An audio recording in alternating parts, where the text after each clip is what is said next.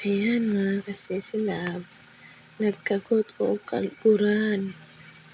Nagkagot ko sa niyo sa kaguran, murag naglisod ko, murag amot na sa mga ko i-plaster. Uy, tanawa, pasensya na mo sa akong mga posisyon kay isad mo gunit dako tagbilbil.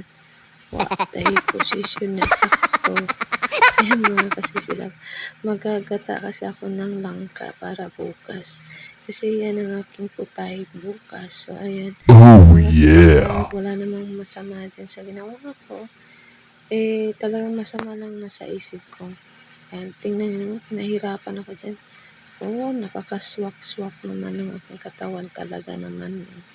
Saka in fairness, ako ang nahirapan magtingin dito habang ako'y pinapanood ko yung sarili ko.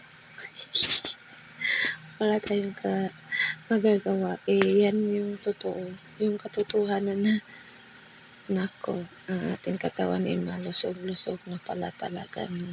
Oh no. 2 years. Magti 3 years na siyang malusog. So, ewan ko kung kailan ako magdadayet o kailan madadayet yung katawan ko. Ang hirap mag-diet po. Lalo na alam niyo ba yung pag mataba ay mas madaling nagugutom, mas nagiging matamlay sa lahat ng trabaho, laging napapagod.